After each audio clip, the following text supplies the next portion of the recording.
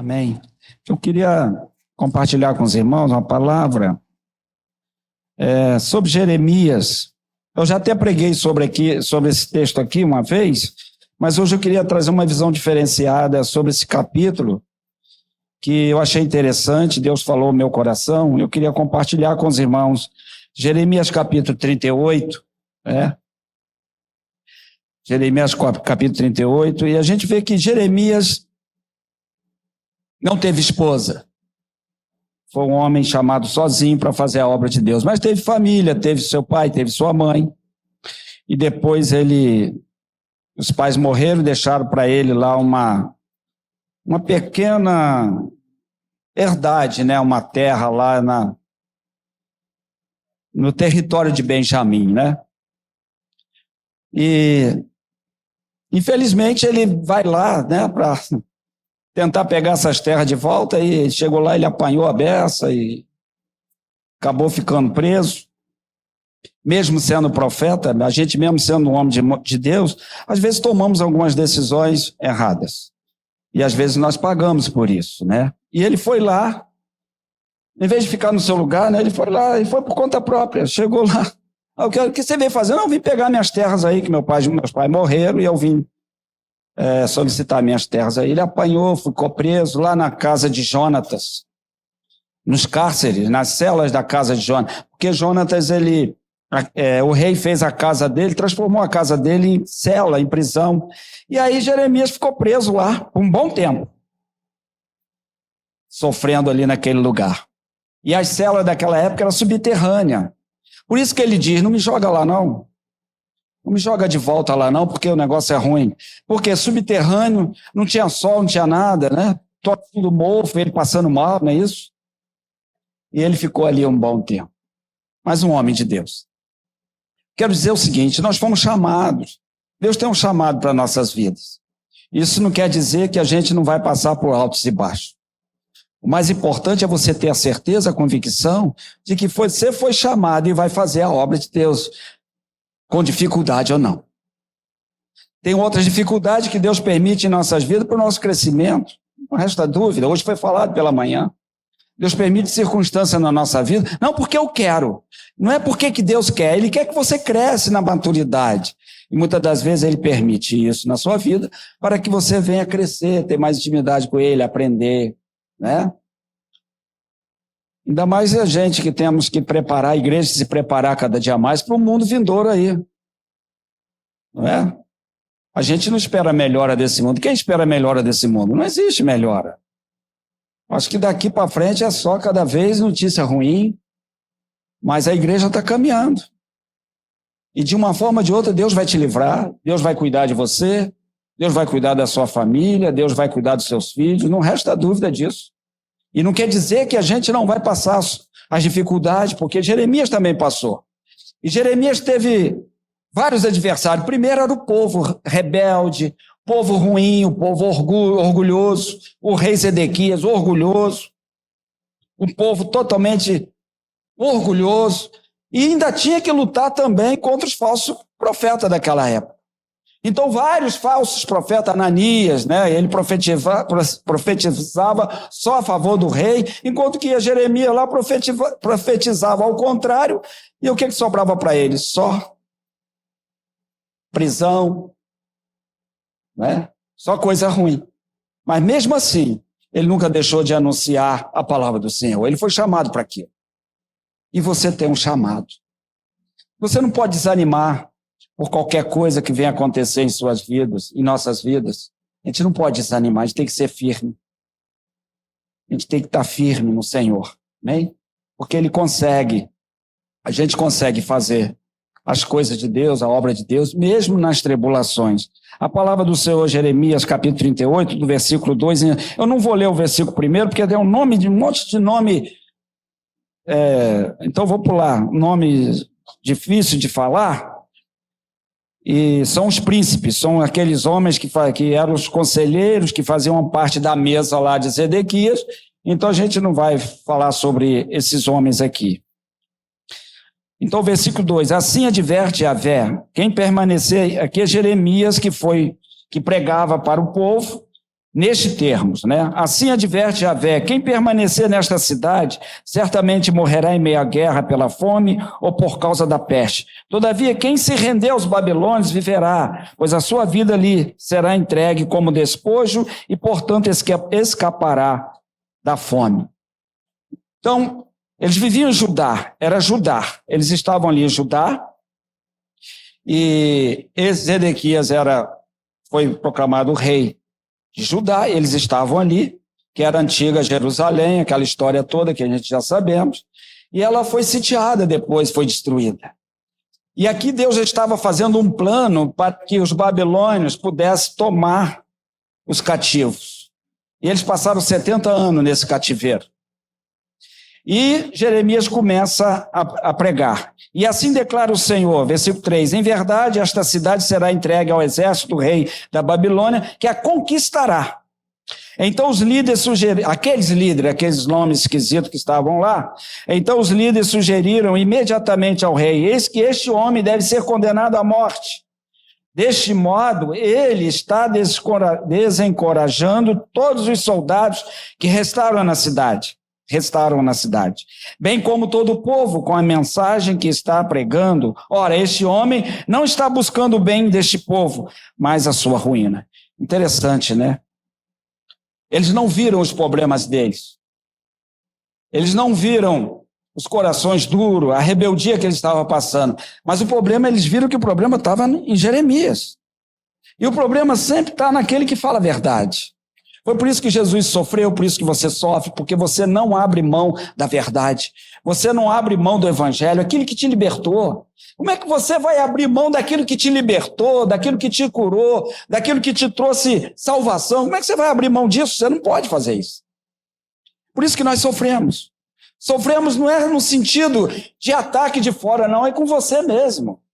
Tem dia que você acorda, você não tem vontade de orar. Tem dia que você acorda, você não tem vontade de ler a Bíblia. A sua vontade é ficar chorando, né? Não é isso? Nós somos humanos, nós somos gente.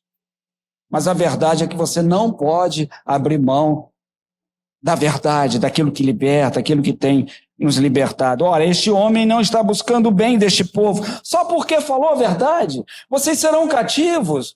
E Deus só deu uma opção para esse povo. Se vocês quiserem viver, vocês e sua família, deixe os babilônios levar vocês. Não brigue para ficar, porque vai morrer. Então só deu uma opção. Por quê? Porque o Senhor falou abertamente, o Senhor enviou os profetas, falando, encorajando, mas ninguém deu ouvido. E não adiantava Deus ali gastar mais tempo com aquele povo, porque não ia chegar ao ponto de se arrepender. Não ia chegar ao ponto. Então Deus pensou e traçou esse plano. A única maneira desse povo reconhecer lá na frente de que eu sou verdadeiro Deus é ficar cativo por 70 anos aos babilônios. É uma estratégia que Deus usou. Agora pode ficar um só. É os planos de Deus. Pode ficar um só, pode ficar dois, mas eu faço uma grande nação com esses que ficam. Deus é poderoso, Deus não precisa de mim, Deus não precisa de ninguém para anunciar o evangelho, mas como eu disse aqui, ele precisa de um povo com coração contrito. Um povo que entrega, um povo que se entrega, um povo que se envolve, um povo que se coloca à disposição do Senhor. É isso que ele quer. Deus não quer que você chegue e faça por fazer, não. É só você chegar com ele com o coração quebrantado, chegar com ele com disposição, e você vai ter o que fazer. O Senhor vai mostrar para você o que você deve fazer, como a gente vê aí na igreja. Todos têm seu movimento, todos fazem, todos têm a sua parcela de bênção.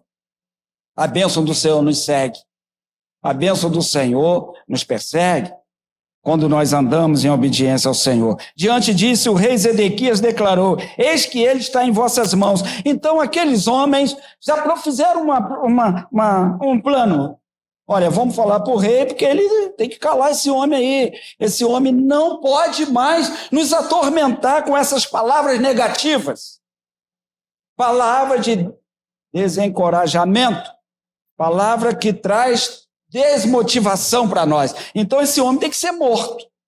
né? Aí eles levam o caso para o rei Zedequias. Declarou: eis que ele está em vossas mãos.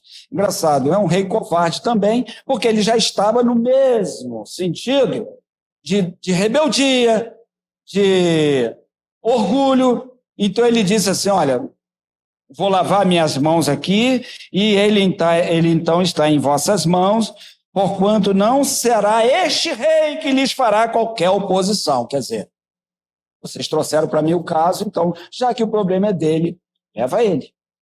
E Jeremias está interessante, né? E Jeremias está lá, leva para um canto, para o outro, um homem de Deus. E às vezes, irmão, por que às vezes a gente não sai do lugar?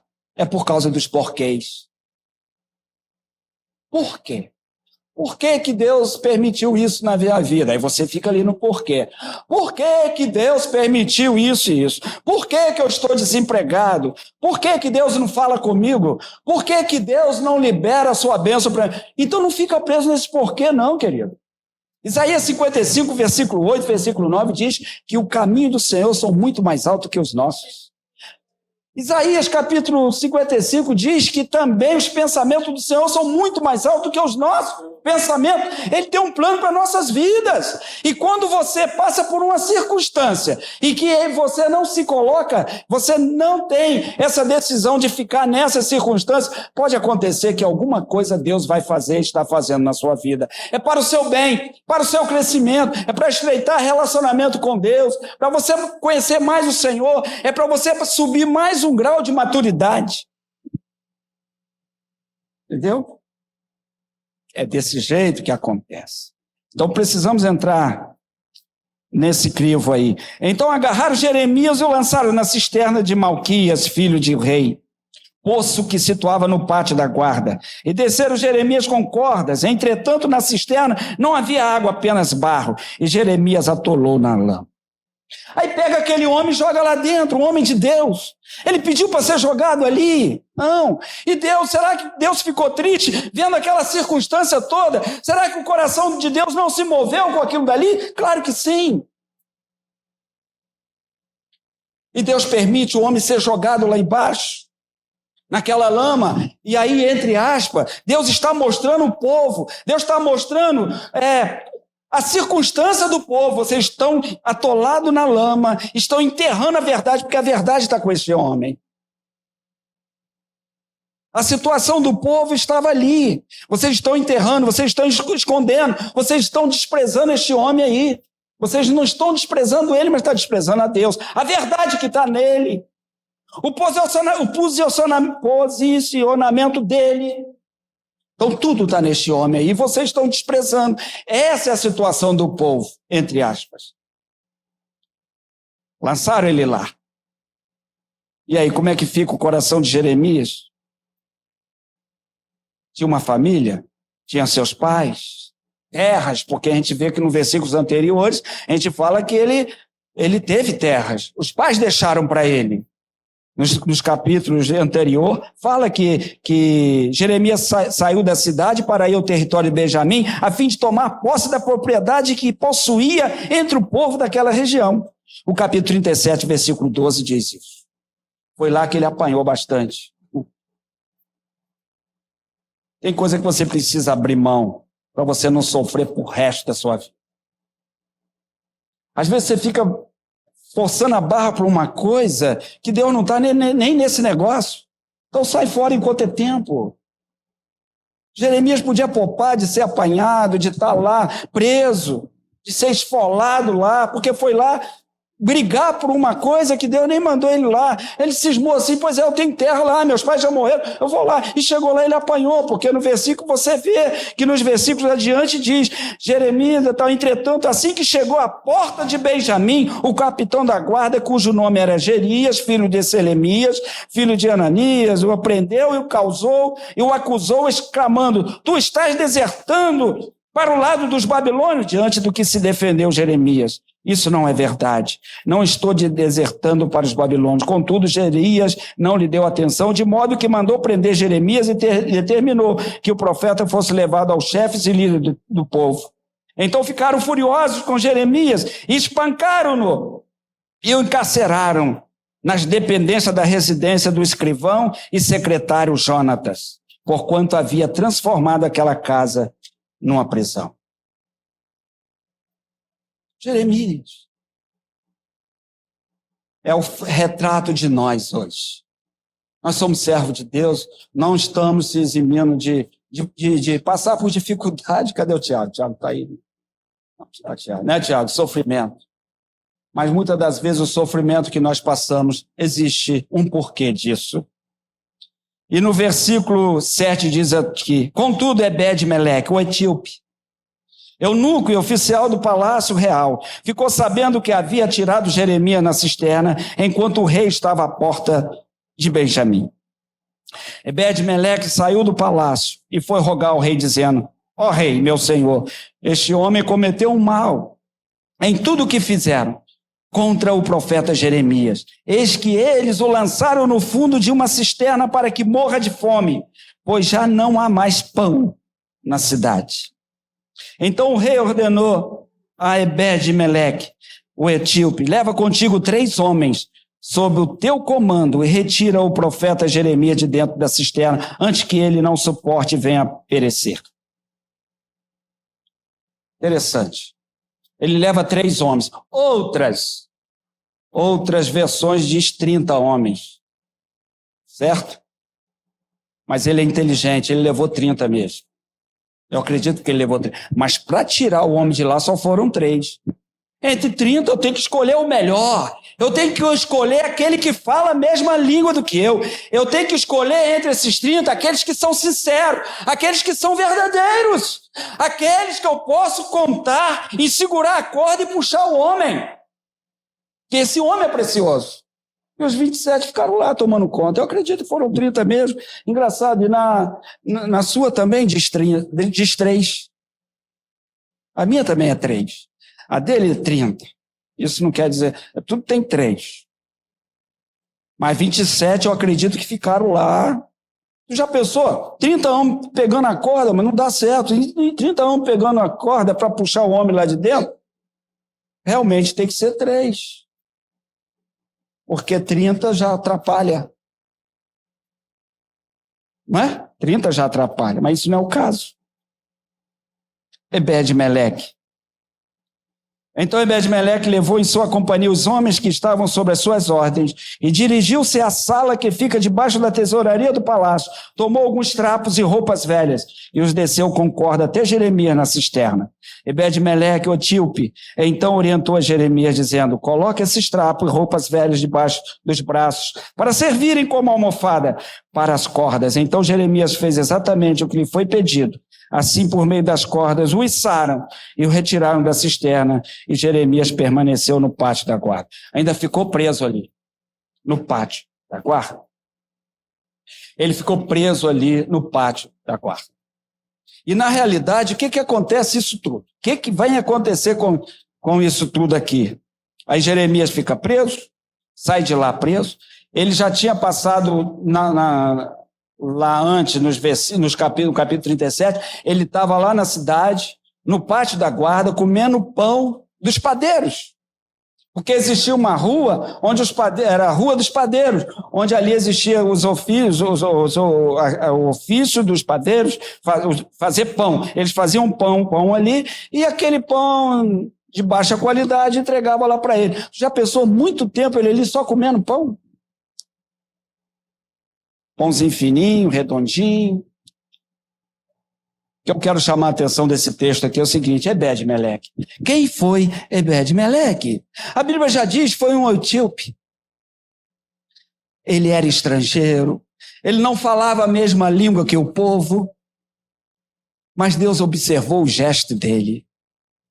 Ele teve amor, ele teve compaixão para com Jeremias, e Deus estava nesse negócio. Deus tinha um plano de Deus para tirar Jeremias dali. Qual é o plano de Deus para tirar você da situação que você está vivendo? Você sabe qual é o plano? Para Deus tirar você da situação que você está vivendo? Você sabe que plano é esse? Não. Nem eu sei. Nem Jeremias sabia, mas ele tem um plano. Ele tem um plano para tirar você das circunstâncias. Ele tem um plano para alegrar o seu coração. Ele tem um plano para te dar esperança. Ele tem um plano para reavivar o amor dele na sua vida. Ele tem um plano para tirar dessa tristeza, dessa desmotivação. Ele tem um plano para isso. E você não sabe qual é, mas ele tem. Jeremias não sabia qual era o plano que Deus tinha para a vida dele. Talvez ele pensava, chegou a minha hora. Vou morrer aqui, atolado nessa lama. Mas Deus estava usando o etíope, aquele estrangeiro, como usou Raabe também, nos espias, como usou aquela menina que era estrangeira lá na casa do sírio, que era aquele... Naamã, o sírio, era estrangeiro, Deus usou ele lá. Deus usa os estrangeiros para confundir aqueles que não querem fazer a sua obra. E Deus usa esse homem aqui, o etíope. Depois nós vamos falar um pouco sobre ele. E Deus usa ele. Eu quero dizer para você nessa noite, para todos nós, quando você estiver nessa situação, qual é o seu movimento? Qual é o seu comportamento quando você está nessa situação? Você vai esperar a ajuda de Deus? Você vai desprezar a ajuda de Deus? Você vai ter paciência? Você vai murmurar? Qual é o seu comportamento quando você está nessa situação? Nós precisamos aprender isso, porque não foi Jeremias que foi lá por sua alta vontade ou confiança, não. Eu vou entrar aqui para fazer um teste com Deus, para ver se Deus está comigo, não. Ele não fez isso, mas existe situação que Deus nos coloca para ver o seu movimento. Qual era o mais fácil de Deus? Tirar Jeremias dali ou matar todo mundo e não deixar que Jeremias fosse jogado lá? Mas acontece que Deus quis ver o movimento dele, Deus quis ver o movimento dele, e Deus quer ver o nosso comportamento diante de tudo isso. Porque nós somos humanos, nós somos iguais. Não existe diferença, são os altos e baixos da nossa vida. O dia que nós acordamos tristes, nós precisamos da intervenção de Deus. Nós precisamos ter mais a intervenção de Deus para ler a palavra de Deus, para ler a Bíblia, para buscar, para orar, para jejuar, para amar nossos irmãos, para abrir o nosso coração. Nós precisamos ter essa intervenção de Deus para nós, porque na nossa autoconsciência a gente não quer fazer isso. A gente não quer fazer isso. Por isso que Paulo diz, sede firme e constante. Por quê? Porque a minha vontade não é ser firme e constante. Então ele está dizendo, é uma luta constante, sede firmes e constante e abundante na obra do Senhor, porque sempre você vai receber o galardão do Senhor, e isso sempre o Senhor vai, porque não é em vão o nosso trabalho dele. Então, qual é o seu comportamento diante da circunstância? 2024 está chegando e a gente olha as guerras lá na faixa de Gaza, aí vê lá a Ucrânia, que já está 2 anos aquilo ali, mata gente, criança e morre para todo mundo, para lá e para cá. Qual é o nosso comportamento o dia que chegar, se por um acaso chegar alguma coisa parecida com isso em nossas vidas? Qual será o nosso comportamento? Eu não quero ser a ajuda de Deus, não, porque eu não pedi para ficar aqui. Senhor, eu não pedi para cair aqui. Eu não pedi para estar aqui, então é contigo. É assim que nós devemos falar? Ou o que a gente vai fazer? Clamar ao Senhor. E às vezes o Senhor nos coloca numa posição que não tem opção. Os pés já estavam atolados na lama, ele não podia nem fazer movimento algum. A única ajuda que teve para ele foi do estrangeiro. Porque dos seus irmãos não teve ajuda nenhuma. Do patriota não teve ajuda nenhuma. Mas foi o estrangeiro que Deus usou. Não despreze. Querido, nós não podemos desprezar de hipótese alguma a ajuda que o Senhor vai nos conceder. Não importa de como ela será. Mas a gente precisa estar ligado. Qual lição de aprendizado eu posso trazer para nossas vidas sobre o fato de Jeremias ter sido lançado no poço? A maneira de como irei me comportar diante da adversidade. Primeiro, esperamos pelo plano do Senhor? Eu espero pelo plano do Senhor. A confiança que você tem no Senhor é essa, irmãos. Hoje nós estamos passando por momentâneas tribulações, momentâneas que a Bíblia diz. Não quer dizer que Jeremias ia morrer ali, não. A vontade dos seus inimigos que ele morresse ali, mas a vontade do Senhor é que tirasse ele dali com mão forte. E usando alguém. Deus não podia chegar lá de noite, enviar o anjo lá, como enviou lá para Pedro. Não enviou o anjo lá e não abriu aquelas celas todas? E não deixou todo mundo livre? Deus não podia fazer isso também de noite, mas ele quis fazer desse jeito. Por quê? Porque a bênção do Senhor nos segue. Ele queria abençoar esse etíope, porque lá na frente nós vamos ler. O que Deus fez para esse homem? Não despreze a ajuda daquele que está do seu lado, não, querido. É por isso que a igreja precisa estar em movimento. É um chorando com o outro que está chorando, se alegrando com aquele que se alegra, abrindo o coração para o seu irmão, porque ninguém é forte para caminhar sozinho, ninguém é forte para abrir o coração sozinho, ninguém é forte para levar a tristeza sozinho. Nós precisamos compartilhar. Então, qual é a ajuda que Deus tem te dado e que você não pode desprezar? Aquele seu irmão que está do seu lado. Eu estava passando dificuldade lá em cima, irmão, lá em Itaipava. A única coisa boa de lá, melhor dizendo, a única coisa boa de lá é que de noite é fresquinho, não precisa ar-condicionado, você dorme, cheiro da natureza, como ora pronobis todo dia, lá eu pego lá e como, isso é bom para a saúde. Mas não tem nada de bom, ao meu ver. Mas já preguei o evangelho, as pessoas já se converteram lá, tem fruto, outro estava afastado, foi para a igreja. Sabe por quê? Em meio àquela circunstância, que você não está enxergando nada, mas os olhos do Senhor nos vê e nos cobre, a sua fumaça nos cobre, a tua graça nos envolve e nos dá o prazer de viver, dá o prazer de pregar, prazer de anunciar, de falar das boas novas. E o Senhor parece que estava vendo isso. Eu sou pior do que Jeremias, chora, mas Jeremias tinha um jeito de chorar mesmo. Já pensou? Apanhava quase todo dia, irmãos. Então é chorão mesmo, tadinho.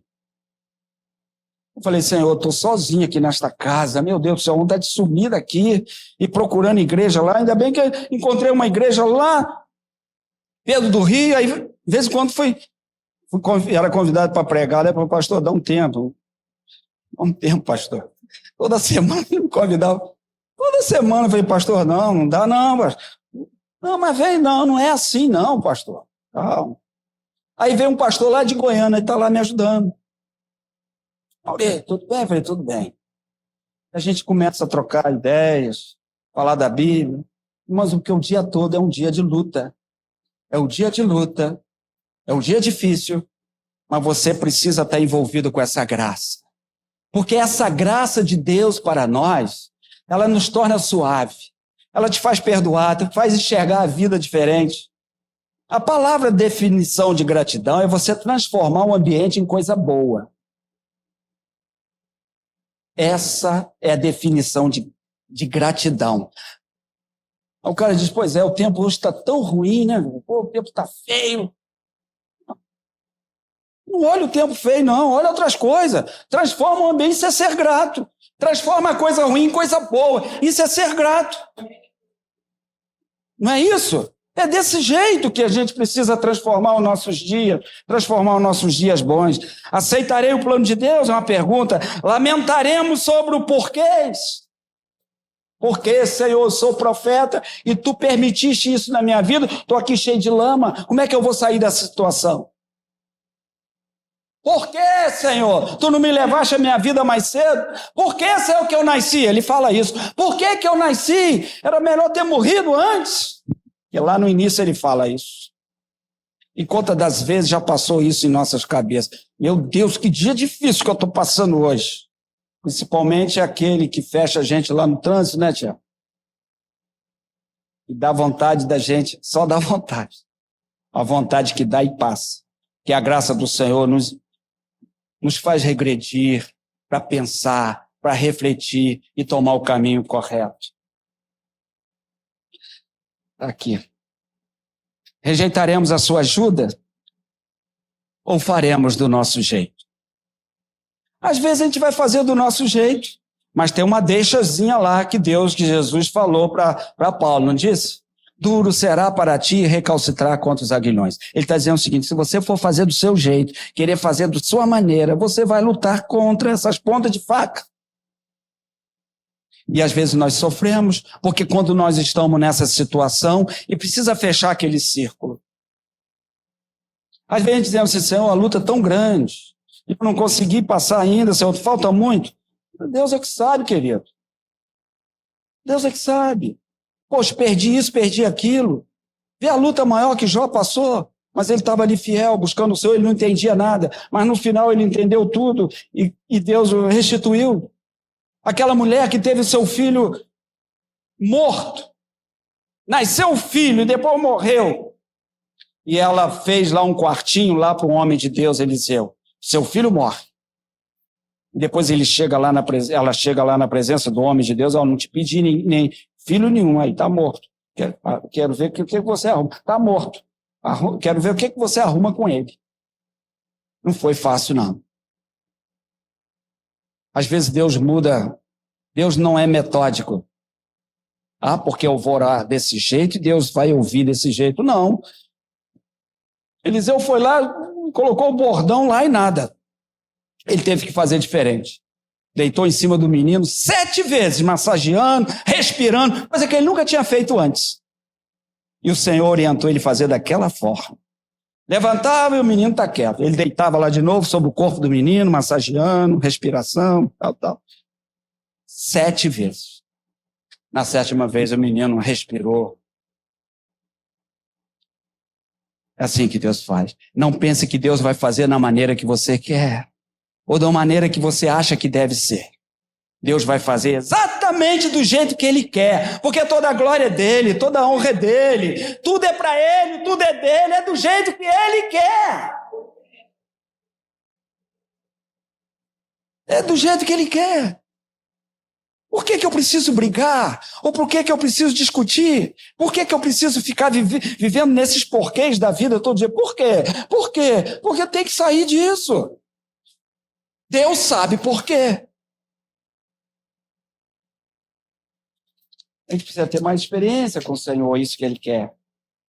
Os momentos que nenhuma dessas opções nos valerá. Há momento que não tem opção nenhuma. Nada vai valer a opção que nós temos. Jeremias estava com fome e atolado na lama sem poder fazer movimento algum. Através desse episódio, Deus mostra para o povo o verdadeiro estado deles. Estava ali, enterrado a verdade. Estava ali no poço, a verdadeira condição do povo, atolado na lama, sem espiritualidade e sem direção. Deus cuida do seu povo e coloca a sua ação e coloca o seu plano em ação. O Eutíope, daquela geração, daquele povo foi o único que creu na mensagem de Jeremias, foi ele. Não, isso aí é um homem de Deus. Deus está usando ele. Ele não pode, é injusto o que estão fazendo com ele. Ainda bem que ele passou ali e viu. E ele foi lá um estrangeiro. E aí, quando Deus quer realizar o seu plano, aí, meu irmão, não adianta, porque o rei lá não vai ver ele como estrangeiro e Deus vai fazer o que ele quer.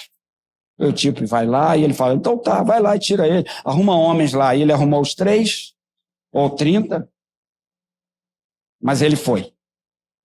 E o mais importante, que o Senhor viu tudo e anotou o que aquele homem estava fazendo.